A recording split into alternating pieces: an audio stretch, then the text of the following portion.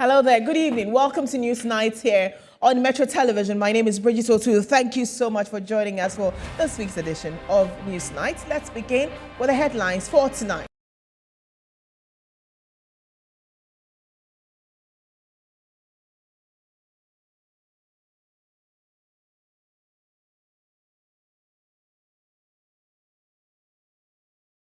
And coming up, President Kufuor lends his support to the Attorney General to prosecute Galamsey Queen Aisha Wan and others accused of flouting Ghana's laws on illegal mining. We'll tell you more with an expert's view. The bulletin and Attorney General Godfrey Dame is unhappy with former President John Mahama for describing the judiciary as having lost credibility. He believes the judiciary has shown consistency in its line of duty.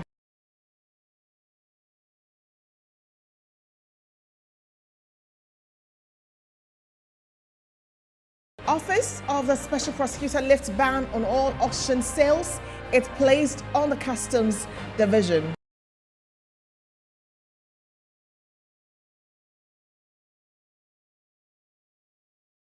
Interest rates for the short-term Treasury markets rises to 31% as investors continue to show interest in the short-term securities.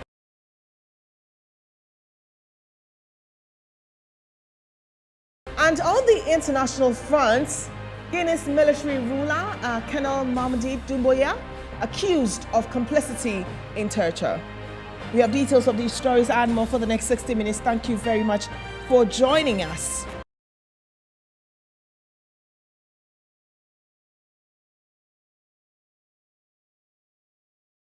Hello again, and let's begin with our headline story. And President Kufuor has lent his support to the Attorney General to prosecute Galamsey Queen Aisha Wan and others accused of flouting Ghana's laws on illegal mining. Speaking at this year's Bar Conference in Ho, the President urged the courts to deal with the perpetrators according to the law.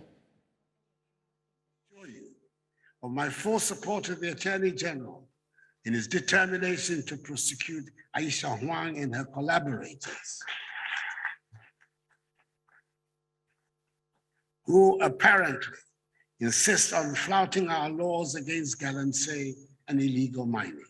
This is the president's first official comment after the rearrest of Aisha Wan over her alleged involvement in illegal mining activities in the country. The Chinese Galamsey kingpin made the headlines again after she was recently nabbed in the Shanti region for mining without a license, stoking several controversies. The Attorney General has disclosed plans to prosecute her for her past and current alleged offenses, a move that has the full backing of President Kufuor.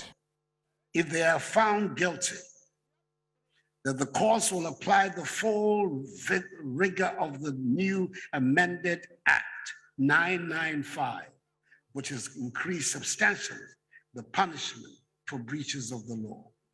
Meanwhile, the president has assured Guineans the government is putting in robust measures to protect the environment. And we know the issue of Galamsey is very sensitive. And in this particular one, there have been a lot of mistrust with respect to government's own involvement. And so we're going on the phone to speak to the communications director of the Ghana National Association of Small-Scale Mining, Abdul, Razak, Alhassan, on this. A very good evening and thank you very much for joining us. Good evening, my sister. Right. Is this the kind of tone you expected from the president? Are you assured enough that this time around things will be different? Thank you very much. This is what we wanted to hear for a very long time. The assurance that the laws of the country will deal with these Galamsey menace, especially the foreigners who are encroaching or who are involved in this illegal activity. Right. So if the president himself has come out to say such a thing, we are very happy. I think it will show as a deterrent for others or other foreign nationals who are involved in this Galamsey thing. Right, and you are into small-scale mining, so it's not illegal mining, it's not Galamsey. What threats do the Galamseys pose to the small-scale miners? Come again? I'm asking the threat that galamseyers pose to small-scale miners. Yeah, it's a very serious threat because this galamsey thing has come to even destroy our businesses. We small-scale miners, by law, have the right to mine and mine responsibly. But because of their attitude, many of our people, especially Ghanaians, don't even know the difference between the galamseyers and then the small-scale miners. And any time that they create this problem, it affects we, the licensed small-scale miners. And always, wherever we even go, it is even difficult for people to appreciate the type of business you are doing or job you are doing. So it's a threat, and we've been having sleepless nights over this galamsey activity. Okay, so what else do you expect? I mean, Aisha 1 is just one case, but it's a national phenomenon. Chiefs are involved. Chiefs are accused of being involved as well, and then it keeps happening in Pan. What more do you expect beyond the Aisha 1 case? I've been saying this. Aisha 1, like you said, is a person. It's one person, but we describe Aisha 1 as a kingpin or a queen in galamsey, meaning that she has so many links or networks. So by dealing with Aisha 1 alone shouldn't be the end of the whole. We have to get to the root of the whole thing and get all those foreign nationals involved and make sure that we break that coordination among them. So Aisha 1 is just one aspect of it, but there are more Chinese or foreigners who are involved into this galamsey activities, and the government has to pursue these people and break that network. It's a network, and that network must be broken, and that is where the challenge will be. Okay. What would be a satisfying outcome in this, in respect of the Aisha 1 case? That, like I said, if the laws are being implied, and anywhere that is guilty of, and whether she's jailed, whatever they will do to her, we just want the laws of this country to deal with this foreign national, because they don't have the right to mine in our small-scale mining sector.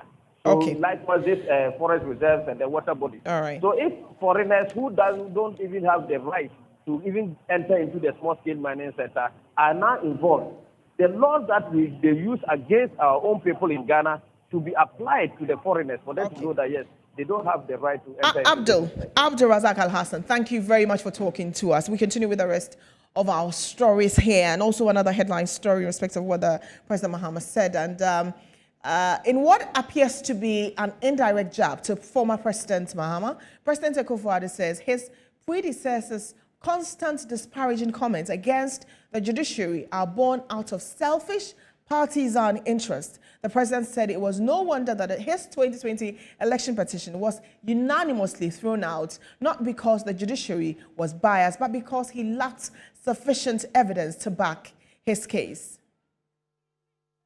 Democracy under the Fourth Republic gains, challenges and prospects is a theme for this year's Ghana Bar Conference.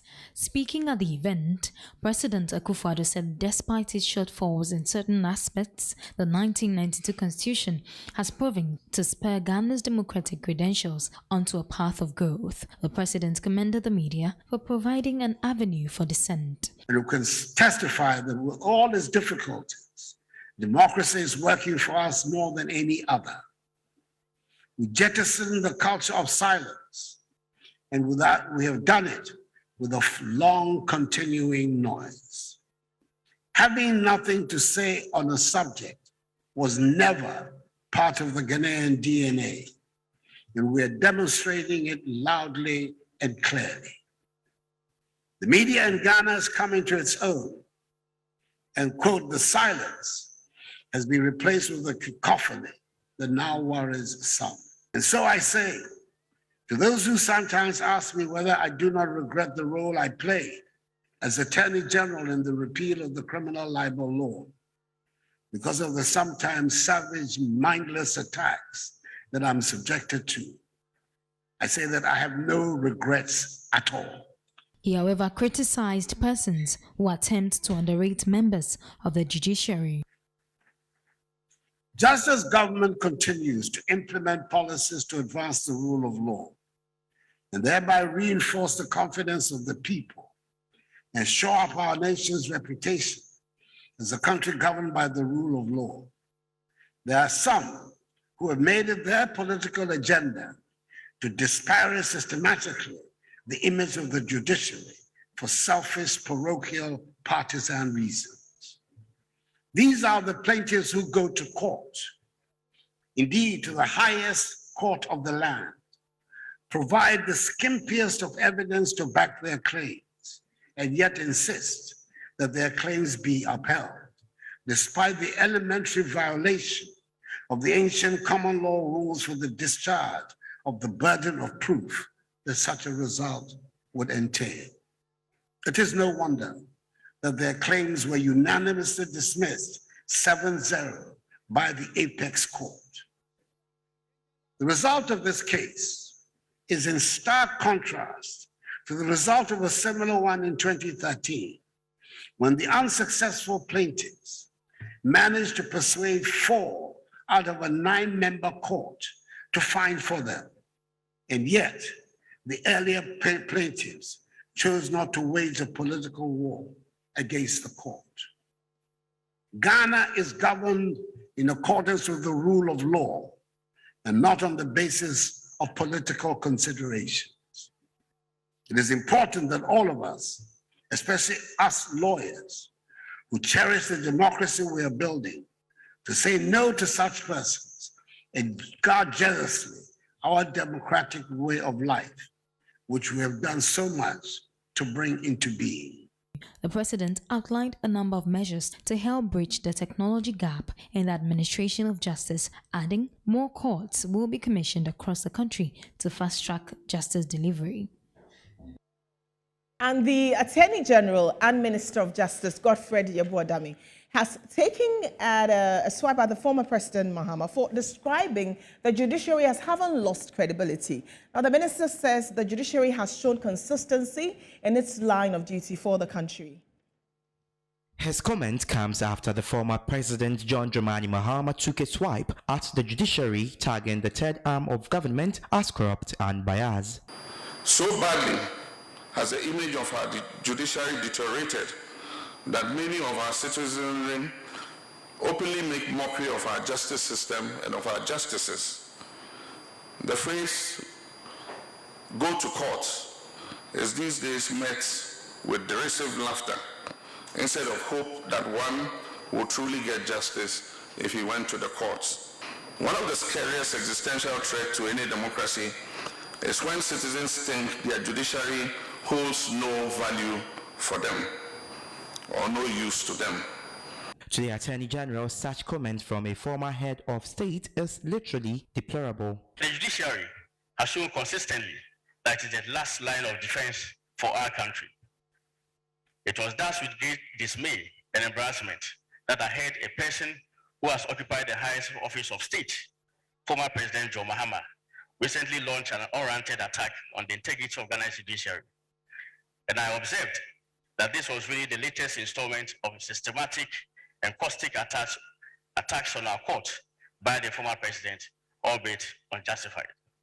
And I'm compelled to comment on same in this address because they border on the security of the state and constitute a deliberate pattern of conduct aimed at undermining the independence of the judiciary, an arm of government whose autonomy is crucial to its proper functioning.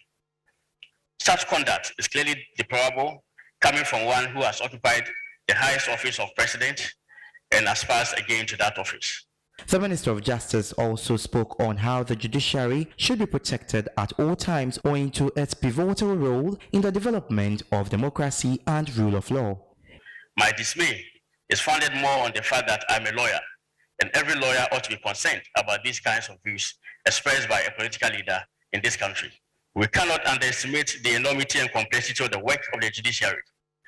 Judges are often called upon to make decisions on some of the most difficult moral, social, economic, and political questions. They are decisions that very few of us will feel comfortable making. However, it is judges with their wisdom derived from long experience, intellect, discipline, and knowledge of the law that show that the great responsibility for dedicating on these issues in federal principle that justice should be done. He further questioned how confusing it is for a petition dismissed by the country's apex court forms the basis for allegations of unfair treatment by the court. And we're going on the phone to speak to Victor Adaudu. He's a member of the NDC legal team and also a private legal practitioner. Very good evening and thank you very much for joining us. Germany absolutely has to send more weapons to Kiev. The Liberal Party is very much in favor for it, basically since the beginning of the war. Good evening, sir.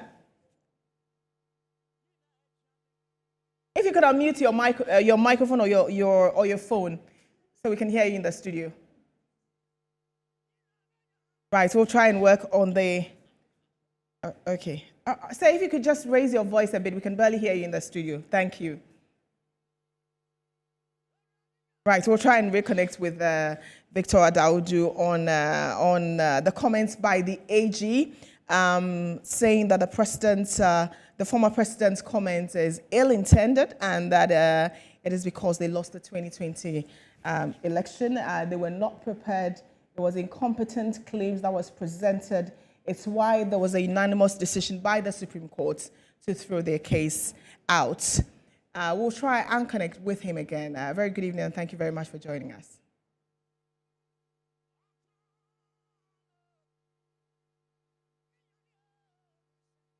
Right, so let's stay with President Mahama. And former President Mahama has praised the Agbogbo Mafia of the Asogli State, president of Asogli traditional area, for his courage in speaking truth to power. According to him, Togbi Afode, the 14th decision to return a gratuity deserves plaudits and not insults.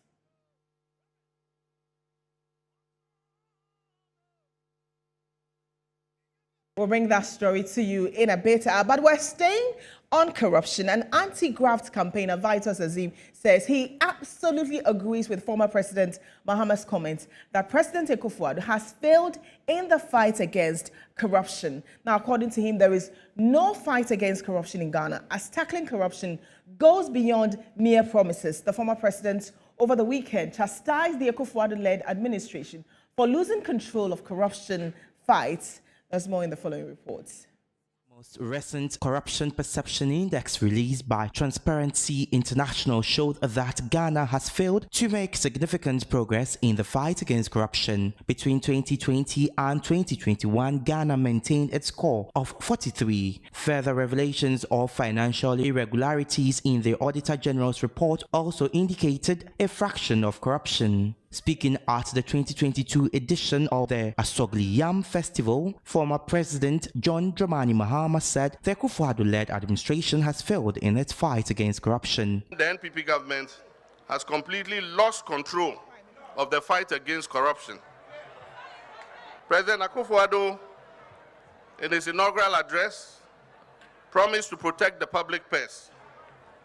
Today, even that public purse cannot be found. The revelations in the Auditor General's report for 2021 is simply a microcosm of the real extent of the seeming institutionalization of corruption under this administration. I'm glad that you're using this festival to draw attention to this important national issue. Meanwhile, an anti-graft campaigner, Vitus Azim, agrees with the former president's comment, saying there is no fight against corruption in Ghana. I totally agree with what President Mahama has said. It's like maybe they have just thrown up their hands into the air and given up on the fight against corruption. You see, the fight against corruption goes beyond mere rhetoric, making promises and assuring people that you are determined to fight corruption. It is action that is necessary, and we don't see the action taking place. And so definitely they have lost. I don't even think there's any fight against corruption. There's a lot of talk about corruption, but there's no fight against corruption. He hasn't delivered what he promised Ghanaians. Vitus Azim further believes that probing investigations into alleged corruption cases in Ghana is a problem. We have very good anti-corruption laws. But the third stage is the problem. Prompt investigations into credible allegations of corruption and acting on them. That's where we are found wanting. sometimes the president will say they should do investigation. Before the investigation are even carried out, he himself says, oh, people have been found to have done nothing wrong.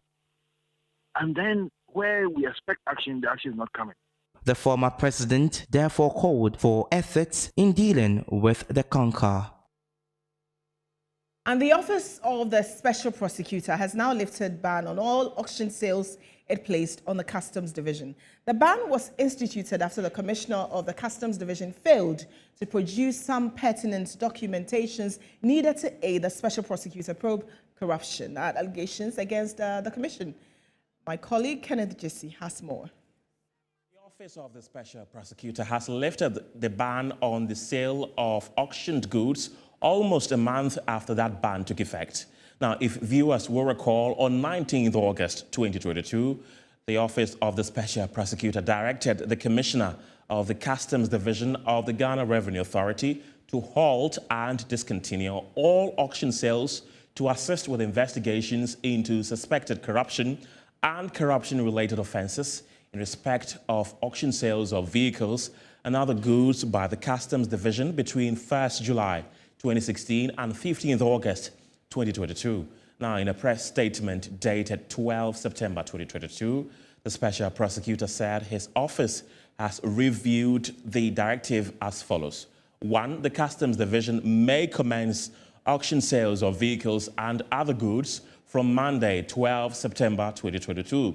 2. The auction sales should be conducted strictly in accordance with legal requirements, especially the provision of the Customs Act 2015, Act 891. 3. The Customs Division should cooperate and work closely with authorized officers of the Office of the Special Prosecutor in respect of the investigation and the conduct of auction sales. Now, the concluding part of the release said the Office of the Special Prosecutor wishes to remind all officers of the Customs Division and prospective bidders at the subsequent auctions that the investigation is still active and ongoing. And we'll go back to our story on former President Mahama, and he has praised the Agbaba Mafia of the Asogli State, president of Asogli traditional area, for his courage in speaking truth to power. According to him, Togbi Akpade's decision to return a gratuity deserves plaudits and not insults. In authority and in leadership, we must not massage the truth, but we must be bold always and fearless in speaking the truth. And I must say, one traditional leader who has always spoken the truth, no matter who is hurt by the truth, is Togbi Afede the 14th. And so,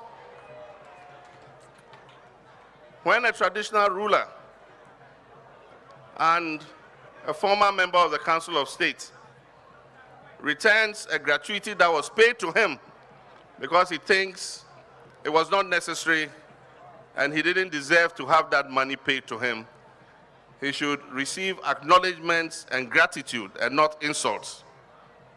Togbi, you're a man of principle, you're a man of conviction, and we all admire you for that. And so don't change, just continue being yourself.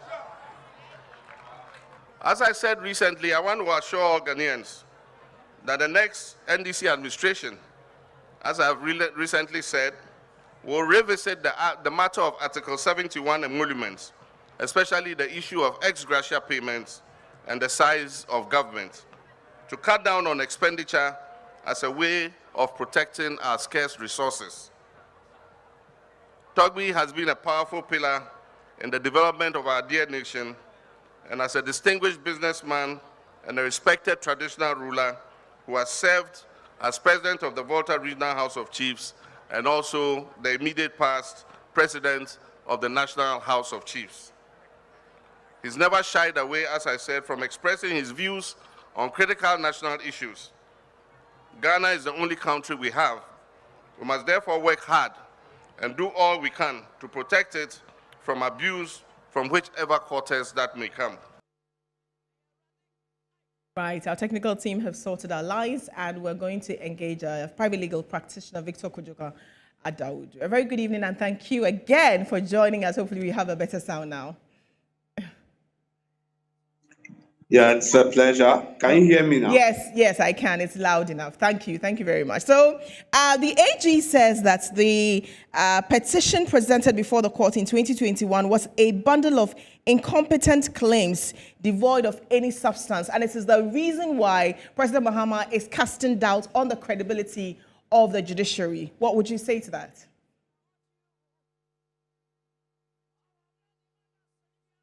I think that is his view, and he's entitled to his view. If it was a flimsy and useless, incompetent application that has been put before the court, yes, that is his view, and I disagree with him entirely. Because that would not have gone to the court. The court would have even dismissed it on the very first day if that was not it. But I believe that the public or posterity is the best judge. They have seen it, they watched the proceedings, and everybody knew what happened in court, the proceedings. It's there for everybody to judge. So if that is what he says, that is his view, I entirely disagree with him. But it's not just that. Even the president, Nana Kufuor, said that unlike their petition in 2013, where it was 5-4, in this case it was 7-0. So unanimously they dismissed it. So the facts, he's saying that the weight of it can never be compared to what happened in 2013. I think that I disagree with the president. He's comparing apple and oranges. When you look at what happened in 2013, there were a plethora of issues that were sent to the court. And the court, first of all, let me say, anytime the NDC or any of its appointees or the party speaks and talks about the judiciary, typically there are people who want to pit it as if it is between the Chief Justice or the Supreme Court and the political party.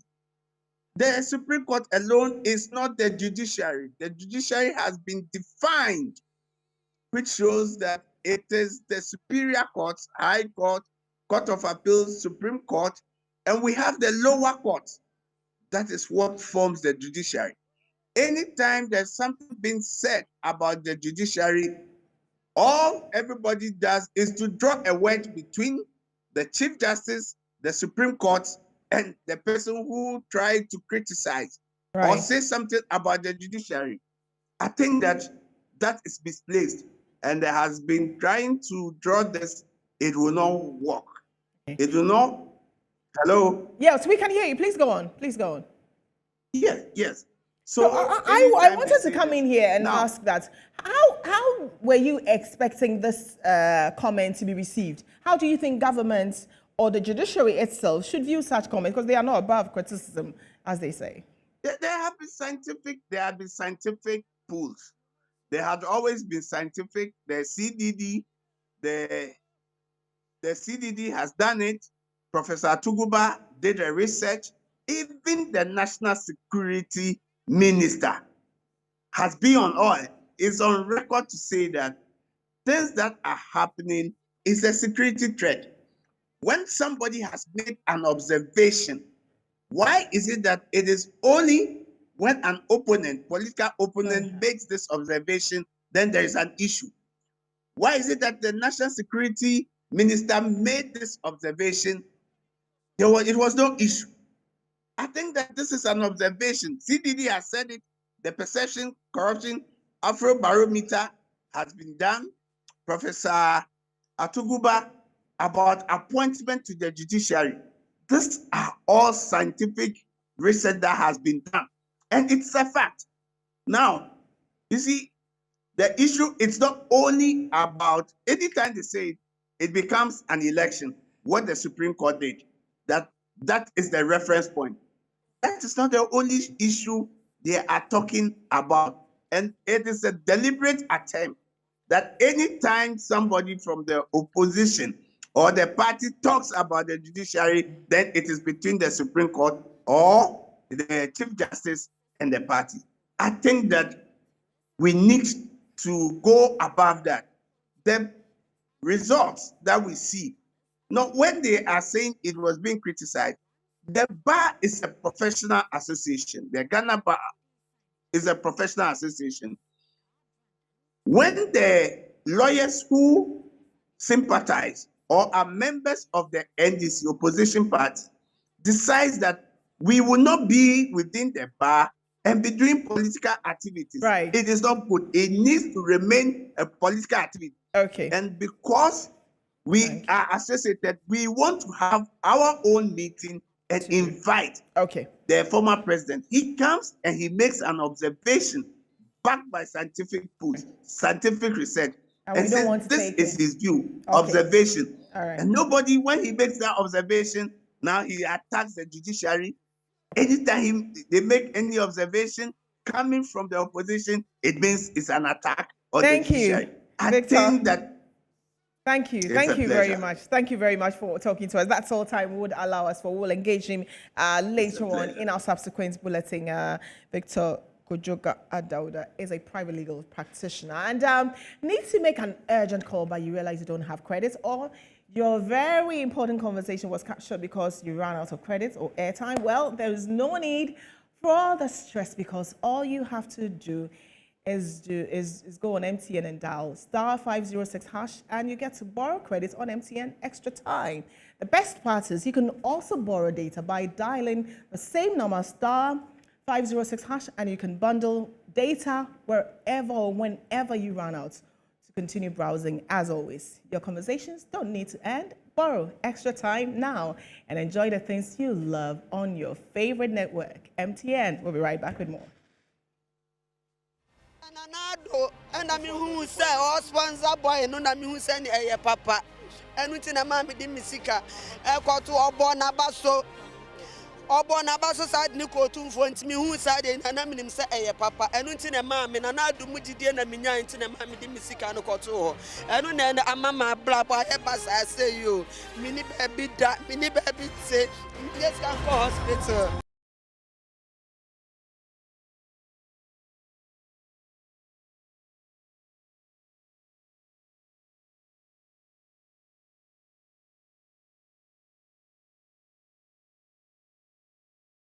Welcome back to News Night here on Metro Television with me, Bridget Otu. We're streaming on Twitter at Metro TV GH, on Facebook as at Metro TV Ghana, and at News Night. All right, so aggrieved customers of Men's Gold have called on the president, Nana Akufo-Addo, to urgently demonstrate his powers over the prosecution of Nam1 and refund their locked-up monies. The group spoke at a protest in the capital, Accra.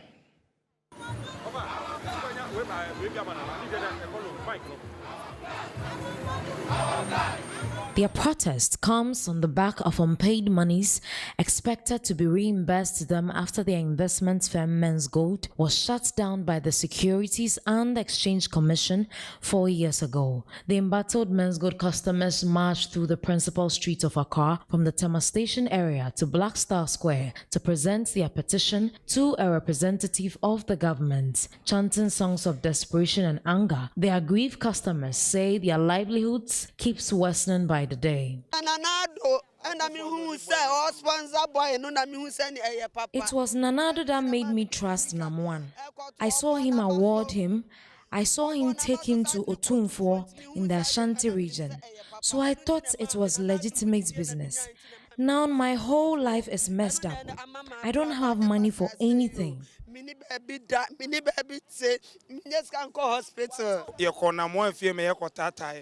We went to Nam1's house to demand for our monies, and my head was hit with a stone. Now it has affected my eyes, and I cannot see. I need 180,000 Ghana cedis for surgery. Leader of the group, Fred Forson, said the president's intervention is timely to save the situation. I must put it on record that this is the first time after 4 years of street protests, after 4 years of agitation, after 4 years of crying onto the government, this is the first time that we have been given an opportunity from the Jubilee House to even come and receive our petition. And after here, we are going to go for a closed-door meeting at the presidency on this issue. Receiving the petition on behalf of the President, Director of Operations at the Presidency, Lord Comey, assured of the law taking its course.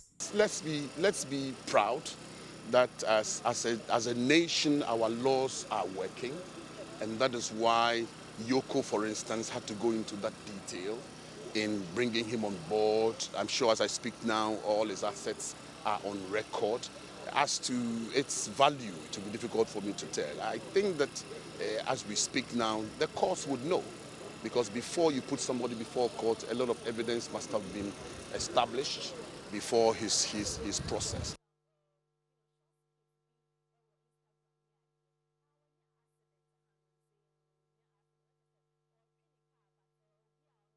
We will stay on that men's gold story and bring you, what happens next. How long will it take for them to get a response from the Jubilee House? Lord Comey has spoken, but in the official capacity, when will they hear something concrete on what they want? Okay, so Kenneth Jesse is on standby. The man with the amazing voice, he should ensure it with business. Ken. Thank you very much, Bridget. Business news is next.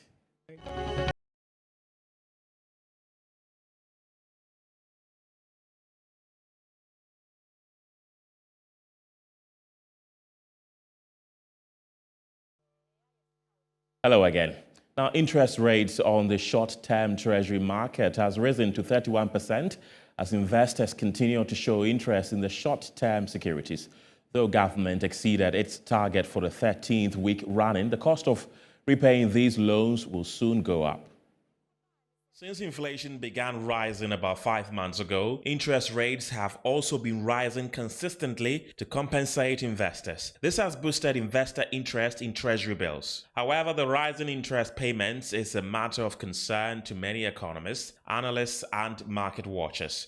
According to the auction results by the Bank of Ghana, the 91-day Treasury bill went up for 29.48% compared to 29.04% the previous week, whilst the 182-day Treasury bill traded at 31.05% as against 30.22% the earlier week. Similarly, the Treasury bill's sale was oversubscribed by 35% to the tune of 2.287 billion Ghana cedis. Though the investors still showed more interest in the 3-month bill, that of the 6-month Treasury bill also witnessed significant interest this time around. 860.92 million Ghana cedis worth of the bids came from the 182-day Treasury bills. 815.70 million Ghana cedis were however accepted. For the 91-day Treasury bill, 1.427 billion Ghana cedis of the bids were tendered in, but 1.410 billion Ghana cedis were accepted. The target for this auction was 1.682 billion Ghana cedis.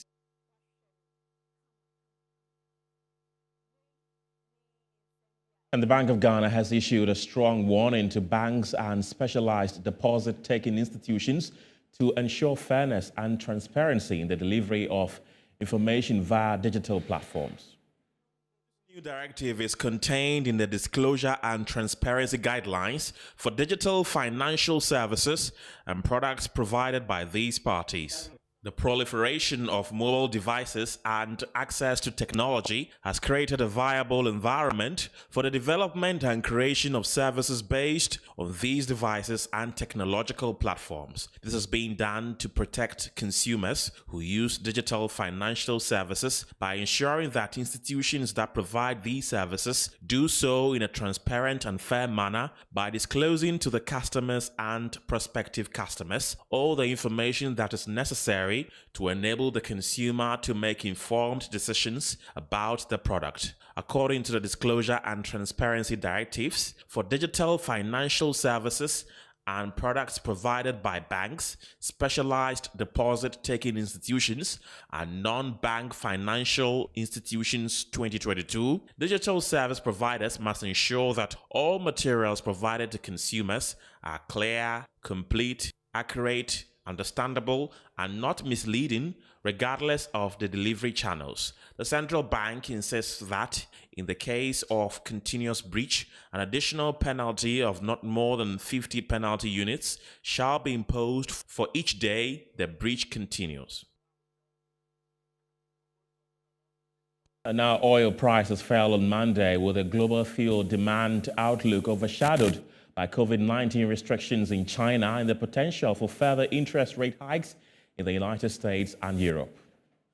Brent crude futures dropped $1.01 to $91.83 a barrel today after settling 4.1% higher on Friday. WTI crude was down $1.13 at $85.66 a barrel after a 3.9 gain in the previous session. Prices were little changed last week as gains from a nominal supply cut by the Organization of the Petroleum Exporting Countries and allies including Russia were offset by ongoing lockdowns in China, the world's top crude importer. China's oil demand could contract for the first time in 2 decades this year as Beijing's zero COVID-19 policy keeps people at home during holidays and reduces fuel consumption. Meanwhile, the European Central Bank and the Federal Reserve are prepared to increase interest rates further to tackle inflation, which could lift the value of US dollar against currencies and make dollar-denominated oil more expensive for investors.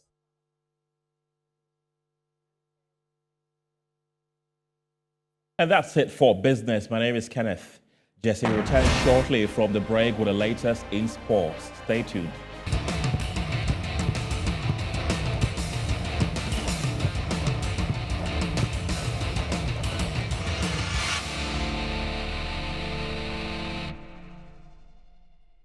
It's 48 past 19 hours GMT in the Ghanaian capital of Accra. My name is Phil John Quarter and it's time for sports. Let's go straight to Cotonou in Benin, where it was Isaac Opon's injury time strike that ensured that Kotoko beat Kadiogo in the CAF Champions League preliminary rounds played in Benin. There you see the visuals over there. Kotoko in their famous red jersey were playing against the Burkinabes. The match needed to be taken away from the Burkina Faso capital, that is Ouagadougou, due to inspections reasoned by CAF, and the match was played in Benin over there. There you see the chances of Kotoko. They buried it. It was Isaac Opon who scored the only goal in the 92nd minute that ensured the Ghanaians come back to Kumasi with that 3 points. Remember, the second leg will be played at the Babaya Sports Stadium next week. That's your sports. My name is Phil John Quarter. I see it is looking very fascinating in red. Up next, showbiz.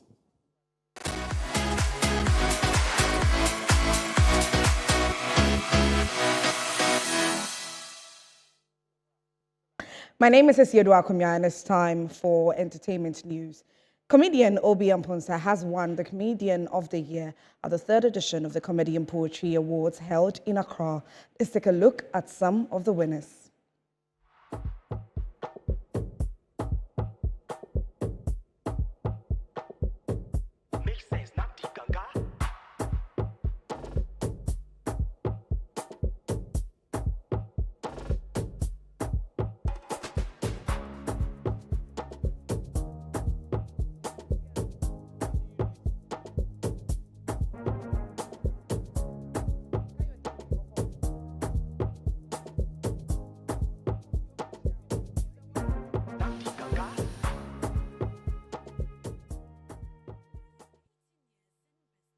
Now, for the next story, Indiana Jones, the world's most famous archaeologist, is back for his next adventure.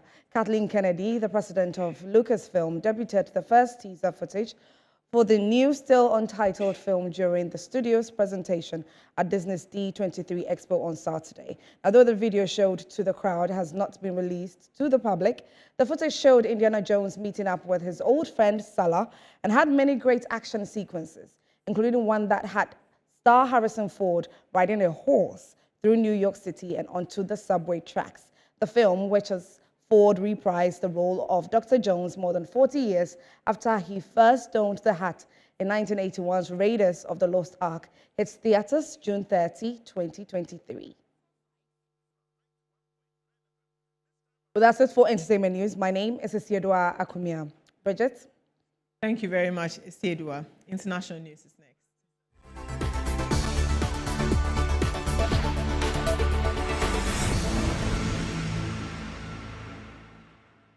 The UN says 3 of its peacekeepers in Mali were wounded after their patrol vehicle hit a landmine. The incident came a week after a peacekeeper was wounded in Mali's northern Gao region after a UN convoy hit a landmine. Several MINUSMA personnel have been killed in similar attacks since January. Groups close to the military junta in Bamako have organized protests to demand MINUSMA's expulsion. Relations between Mali and the UN, whose peacekeepers have been in the country since 2013, has deteriorated in recent weeks. Right, and that's it for News Night. Thank you very much for joining us. Next is the bottom line. And then at 9 p.m., if you're an unemployed nurse and you're wondering why you've not been employed, I engaged the Vice President of the Private Health Facilities Association and tells us that they can employ as many as 40,000 people a year. But why is government frustrating their efforts? Join me at 9 p.m. as we get the answers from them. My name is Kwadwo Owusu. Good evening.